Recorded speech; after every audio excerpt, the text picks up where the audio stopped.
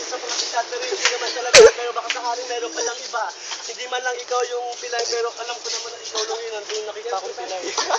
Sa pizza ko, sigurado ako, sikat ka. Kilala na rin ako, nakikilala mo ba? Ikat ka kasi baka masagasaan ka sa gitna. Ano yun? Sige na to. Ako si Ala, bakit ika-18 gagawin tagapagbantay tapos ang sino mang aharang sa akin.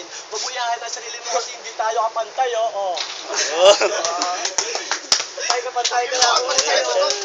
Kaya kung ako sa'yo, magbalik-balik ka na. Kasi nako naman, baka malamog-lamog ka lang. Lamog ka lang, you know. Pero wala naman, sample lang naman. Pakibukas yung ano, pakibukas yung gate. Sound system. Sa mukha mo, hindi sa mukha mo, sa paa na lang, para naman tumigyan. Panoorin natin agad, no? Hindi ko nga ata na-save yung kay JJ. Hindi, kukunin ko na lang dun. Parang nagpapatawa lang naman kasi naman, kasi sikat ka lang naman. Eh ako naman, simple lang naman, pero tao lang naman. Pero ikaw, tao ka ba? Okay lang na, mukhang, tingin ko sa'yo, mukhang inkanto ka lang. Hindi naman, tignan mo naman. Gusto mo, patunayan pa natin. Sali kasi Mr. Pogi, baka naman nakilala nila kung sino yung Pogi. Time! Nawala ako. Uy! Brad! Sorry. Hoy, bungi! Listen. Ano? Anong tawag mo sa sarili mo? Kapitong gagong tagabantay. Ano kaya kanyang binabantayan? Si mga JT. Yung mga kapatid niya mukhang bangkay? Yung tatay niya nawalan ng abdo at tatay? O kaya naman yung mukhang alang-alang ng inay?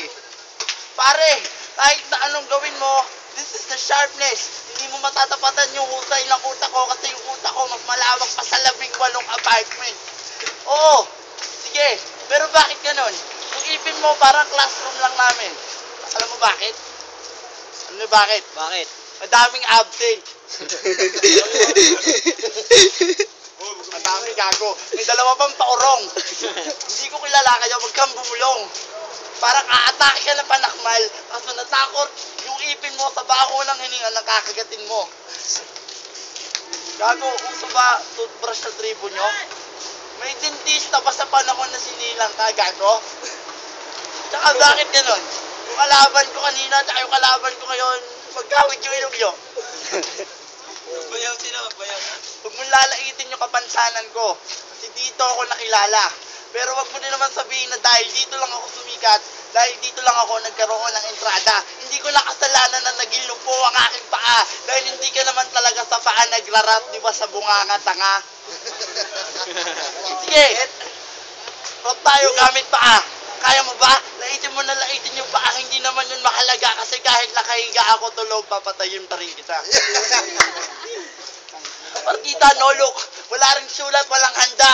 Pero sana pagkatapos ng lamang to unang round pa lang susubukan ko. Sana ang hiling ko lang lubusan kang magtanda. Dahil ako ang presidente, busy ka lang. Hindi matutupad ang iyong utos pag wala ang aking lagda.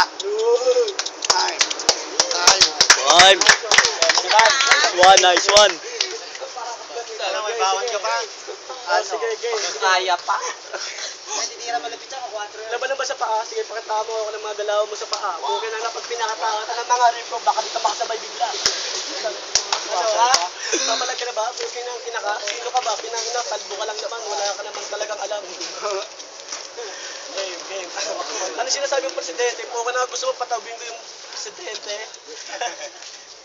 Hindi, pero joke lang naman kasi mukha lang naman nagpapatawa. Pero sige, eto, seryosohin ko na. Yung paa mo kasi puke na, ano ba yan? Ano ka ba mag-8-8? Sige, game. Alam ko naman may pansana ka. Kaya naman ginagalang kita. Kaya sana naman din ay galangin mo rin yung prinsipyo ko. Kasi hindi rin naman ako isang normal na tao. Pwede ko rin naman gayahin yung mga binibigkas nyo. Yung mga pakara nyo, yung mga kataga yung sinasabi, okay na, kaya ko sabayan yan. Gusto mo pakararapos tayo ng dila ko yung game. Sige. Ito freestyle na naman kasi wala akong masabi, pero ibubuhos ko lahat sa paa mo. Sa paa mo. Game. Ano, naturete ka na ba? Okay na, gusto mo, unlimited rice ko pa sa'yo. Unlimited rice ko pa sa'yo to. Sige, go lang naman.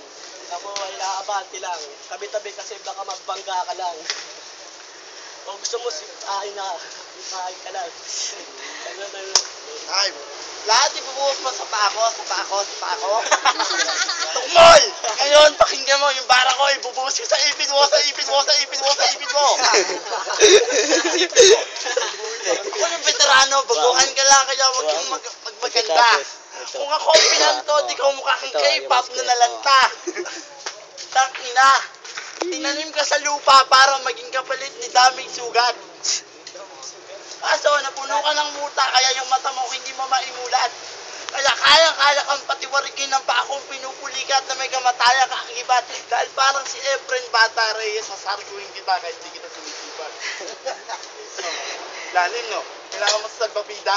Parang ikaw yung kontrabida, wag ka masyadong pabida kasi pelikula ko to. Estilo ng laro, pare, kabisado ko na to. May sasabihin lang ako sa'yo. Putang ina mo. Ano mo mabigat, no? Pero ito lang naman yung problema. Bakit ba talagang namaliit mo yung wheelchair ko? Gusto mo yung wheelchair ko, pag nalumpo ka, regalo ko sa'yo.